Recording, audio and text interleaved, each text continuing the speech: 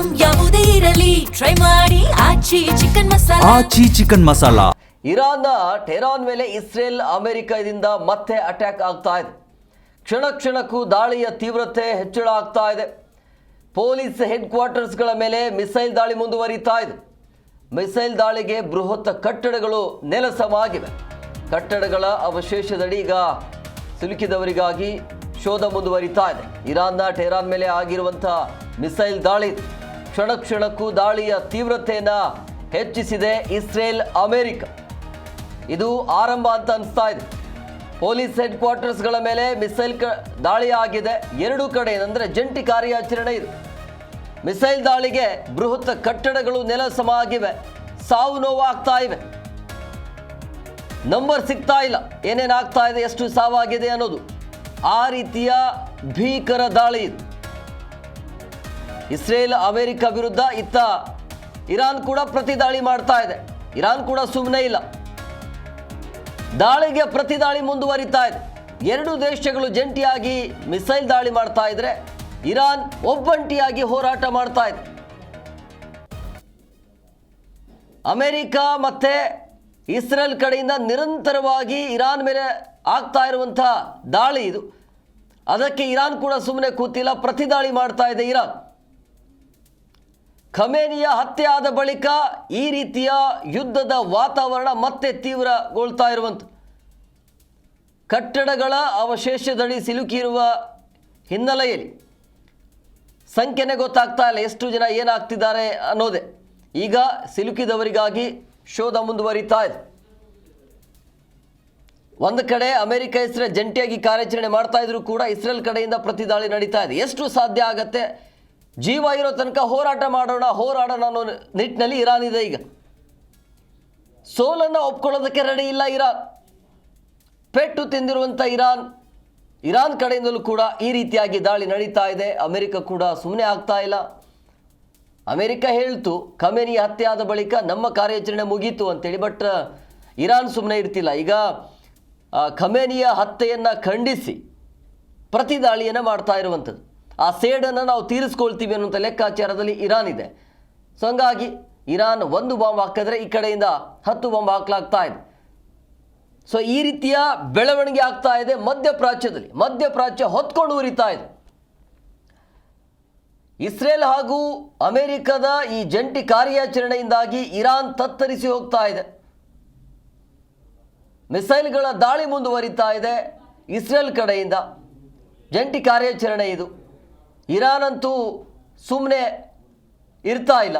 So ಹಂಗಾಗಿ ಇದು ಯಾವಾಗ ಮುಗಿಯುತ್ತೆ ಅನ್ನೋದು, ಇದರಿಂದಾಗಿ ಸಾಕಷ್ಟು ಅವಾಂತರಗಳು ಸೃಷ್ಟಿಯಾಗ್ತಾ ಇದೆ. ಕೇವಲ 3 ದೇಶಕ್ಕೆ ಆಗ್ತಾ ಇರುವಂಥ ಹಾನಿ ಅಷ್ಟೇ ಅಲ್ಲ, ಇದು ಇಡೀ ವಿಶ್ವಕ್ಕೆ ಹಾನಿ ಆಗ್ತಾ ಇದೆ. ಕಚ್ಚಾ ತೈಲ ವಿಪರೀತವಾಗಿ ಈಗ ರೇಟ್ ಜಾಸ್ತಿ ಆಗ್ತಾ ಇದೆ.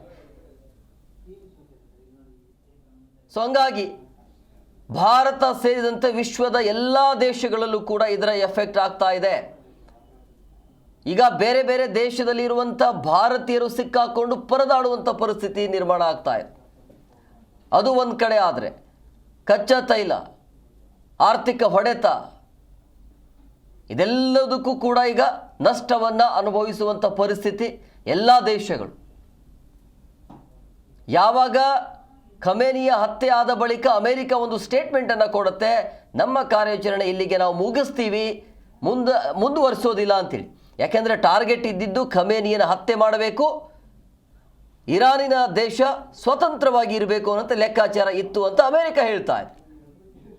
ಇರಾನ್ ಹತ್ಯೆ ಆದ ಬಳಿಕ ಈ ಖಮೇನಿ ಹತ್ಯೆ ಆದ ಬಳಿಕ ಇರಾನ್ನಲ್ಲಿ ಸಂಭ್ರಮಾಚರಣೆ ಇರುತ್ತೆ, ಮತ್ತೊಂದು ಕಡೆ ಶೋಕಾಚರಣೆ ಕೂಡ ಇರುತ್ತೆ.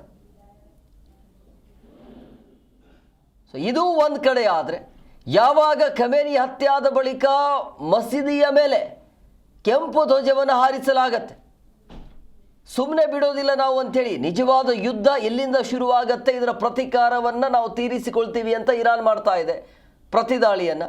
ಯಾವಾಗ ಪ್ರತಿದಾಳಿ ಇರಾನ್ ಕಡೆಯಿಂದ ಆಗತ್ತಲ್ಲ, ಈಗ ಮತ್ತೆ ಇಸ್ರೇಲ್ ಅಮೆರಿಕ ದಾಳಿ ಮಾಡ್ತಾ ಇದೆ ಇರಾನ್ ಮೇಲೆ.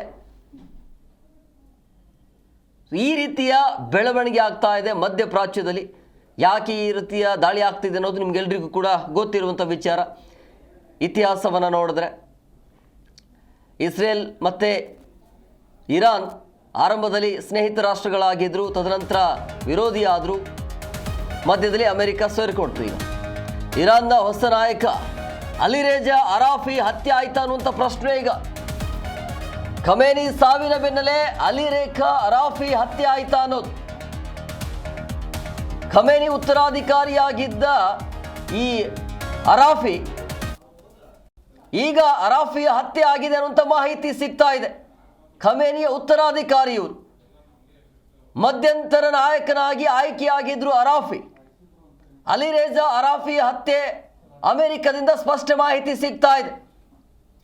ಹಿರಿಯ ಧರ್ಮಗುರು ಹಾಗೂ ವಿದ್ವಾಂಸರಾಗಿದ್ದ ಅರಾಫಿ, ಈತನ ಹತ್ಯೆ ಕೂಡ ಆಗಿದೆ ಅನ್ನೋದು ಅಮೆರಿಕದ ಸೇನೆಯ ನಿವೃತ್ತ ಲೆಫ್ಟಿನೆಂಟ್ ಜನರಲ್ ಮೈಕೆಲ್ ಅವರ ಕಡೆಯಿಂದ ಸಿಗ್ತಾ ಇರುವಂಥ ಮಾಹಿತಿ. ಮಧ್ಯಪ್ರಾಚ್ಯದಲ್ಲಿ ಯುದ್ಧದಿಂದ ವಾಯುಪ್ರದೇಶ ಬಂದ್ ಆಗಿದೆ. ಒಂದು ಕಡೆ ಜನ ಸಂಕಷ್ಟದಲ್ಲಿದ್ದಾರೆ, ಮತ್ತೊಂದು ಕಡೆ ಮಧ್ಯಂತರ ಸರ್ಕಾರದ ಜವಾಬ್ದಾರಿಯನ್ನು ಹೊತ್ಕೊಂಡಿರುವಂಥ ಅರಾಫಿಯ ಹತ್ಯೆ ಆಯಿತಾ ಅನ್ನೋದು. ಯಾಕೆ ಈ ರೀತಿಯ ಪ್ರಶ್ನೆ ಅಂದರೆ ಅಮೆರಿಕದ ಕಡೆಯಿಂದ ಬರ್ತಾ ಇರುವಂಥ ಸ್ಪಷ್ಟ ಸಂದೇಶ. ಖಮೇನಿಯ ಹತ್ಯೆ ಆದ ಬಳಿಕ ಆ ಸರ್ಕಾರವನ್ನು ಮುನ್ನಡೆಸ್ಕೊಂಡು ಹೋಗ್ಬೇಕಲ್ಲ, ಹಂಗಾಗಿ ಅರಾಫಿ ಅವರು ಮಧ್ಯಂತರ ನಾಯಕನಾಗಿ ಆಯ್ಕೆ ಆಗಿದ್ರು. ಈಗ ಅರಾಫಿಯ ಹತ್ಯೆ ಆಗಿದೆ ಅಂತ ಹೇಳಲಾಗ್ತಾ ಇದೆ, ಅಮೆರಿಕನೇ ಕೊಡ್ತಾ ಇರುವಂಥ ಮಾಹಿತಿ. ಸೊ ಈ ಒಂದು ಯುದ್ಧ ಇದೆಯಲ್ಲ, ಮೂರು ದೇಶಗಳ ಮಧ್ಯೆ ನಡೀತಾ ಇರುವಂಥ ಮಹಾಯುದ್ಧ, ಮೂರನೆಯ ಮಹಾಯುದ್ಧಕ್ಕೆ ನಾಂದಿ ಹಾಡುತ್ತಾ ಅನ್ನೋದು. ಖಮೇನಿಯ ಸಾವಿನ ಬಳಿಕ ಅಧಿಕಾರ ಹಸ್ತಾಂತರ ಆಗತ್ತೆ, ಅಂದರೆ ಉತ್ತರಾಧಿಕಾರಿ ಆಗಿದ್ರು ಇವರು ಅರಾಫಿ. ಅರಾಫಿಯ ಹತ್ಯೆ ಆಗಿದೆ ಅಂತ ಅಮೆರಿಕ ಹೇಳ್ತಾ ಇದೆ. ಈಗ ಅಮೆರಿಕದಿಂದ ಬರ್ತಾ ಇರುವಂಥ ಮಾಹಿತಿ ಇದು ನಿಜಾನ ಸುಳ್ಳು ಗೊತ್ತಿಲ್ಲ, ಕನ್ಫರ್ಮ್ ಆಗಬೇಕು. ಬಟ್ ಇರಾನ್ ಕಡೆಯಿಂದ ಇನ್ನೂ ಕನ್ಫರ್ಮ್ ಆಗಿಲ್ಲ. ಯುದ್ಧ ಪೀಡಿತ ಪ್ರದೇಶದಲ್ಲಿ ಕನ್ನಡಿಗರು ಸಿಕ್ಕಾಕಿಕೊಂಡಿದ್ದಾರೆ. ರಾಜ್ಯ ತುರ್ತು ಕಾರ್ಯಾಚರಣೆಯನ್ನೀಗ ಕೇಂದ್ರ ಸಹಾಯವಾಣಿಯನ್ನು ತೆರೆದಿರುವಂಥದ್ದು. ಜಿಲ್ಲಾ ತುರ್ತು ಕಾರ್ಯಾಚರಣೆ ಕೇಂದ್ರಗಳು ಈಗ ಕಾರ್ಯನಿರ್ವಹಣೆ ಮಾಡುತ್ತೆ. ಸಿಕ್ಕಾಕಿಕೊಂಡಿರುವಂಥ ಕನ್ನಡಿಗರನ್ನ ಭಾರತೀಯರನ್ನ ವಾಪಸ್ ಕರೆತರುವಂಥ ಕೆಲಸ ಕಾರ್ಯ ಕೇಂದ್ರ ಮತ್ತು ರಾಜ್ಯ ಸರ್ಕಾರದಿಂದ ಆಗ್ತಾ ಇದೆ. ಭಾರತೀಯ ರಾಯಭಾರ ಕಚೇರಿ ಈಗ ಹೆಲ್ಪ್ಲೈನ್ ಕೂಡ ಬಿಡುಗಡೆ ಮಾಡಿದೆ. ಹೆಲ್ಪ್ಲೈನ್ ಕೂಡ ನೀವು ನೋಡ್ತಾ ಇದ್ರಿ. ಸೊ ಹಂಗಾಗಿ ಹೆಲ್ಪ್ಲೈನ್ ಬಿಡುಗಡೆ ಮಾಡಿರುವಂಥ ಹಿನ್ನೆಲೆಯಲ್ಲಿ ಯಾರೇ ಇದ್ದರೂ ಕೂಡ ಈ ನಂಬರ್ಗೆ, ಸ್ಕ್ರೀನ್ನಲ್ಲಿ ಕಾಣ್ತಾ ಇರುವಂಥ ನಂಬರ್ಗೆ ನೀವು ಕರೆಯನ್ನು ಮಾಡಬಹುದು. ಸೊ ನಿಮ್ಮ ಸಹಾಯಕ್ಕೆ ರಾಜ್ಯ ಸರ್ಕಾರ ಮತ್ತು ಕೇಂದ್ರ ಸರ್ಕಾರ ಸದಾ ಇರುತ್ತೆ ಅನ್ನೋದು. ಸೊ ಹಂಗಾಗಿ ಈಗ ಸಹಾಯವಾಣಿ ಬಿಡುಗಡೆ ಮಾಡಲಾಗಿದೆ. ರಾಜ್ಯ ತುರ್ತು ಕಾರ್ಯಾಚರಣೆ ಕೇಂದ್ರ ಸಹಾಯವಾಣಿ 24 ಗಂಟೆಯೂ ಕೂಡ ಸಹಾಯವಾಣಿ ಇರುತ್ತೆ. ಜಿಲ್ಲಾ ತುರ್ತು ಕಾರ್ಯಾಚರಣೆಯ ಕೇಂದ್ರಗಳು ಈಗ ನಿರ್ವಹಣೆಯನ್ನು ಮಾಡ್ತಾ ಇರುವಂಥದ್ದು. KSDMA ಆಯುಕ್ತರನ್ನು ಈಗ ನೋಡಲ್ ಅಧಿಕಾರಿಯನ್ನಾಗಿ ನೇಮಕ ಮಾಡಲಾಗಿದೆ. ಸೊ ಇದು ಚಾಲೆಂಜ್ ರಾಜ್ಯಕ್ಕೆ ಮತ್ತು ಕೇಂದ್ರ ಸರ್ಕಾರಕ್ಕೆ. ಯಾಕಂದರೆ ಈಗ ಏನು ಮಾಡೋಕ್ಕಾಗಲ್ಲ. ಈಗ 2-3 ದೇಶಗಳಿಂದ ನಡೀತಾ ಇರುವಂಥ ಯುದ್ಧ ಇದು. ಈ ಸಂದರ್ಭದಲ್ಲಿ ವಿಮಾನ ಹಾರಾಟ ಇರೋದಿಲ್ಲ. ಈಗ ಎಲ್ಲೆಲ್ಲಿದ್ದಾರೆ ಅಲ್ಲೇ ಸೇಫ್ ಆಗಿರಬೇಕು, ಆ ಪರಿಸ್ಥಿತಿ ಇದೆ. ಬಟ್ ಚಾಲೆಂಜ್ ಇರೋದು ರಾಜ್ಯ ಸರ್ಕಾರಕ್ಕೆ, ಕೇಂದ್ರ ಸರ್ಕಾರಕ್ಕೆ.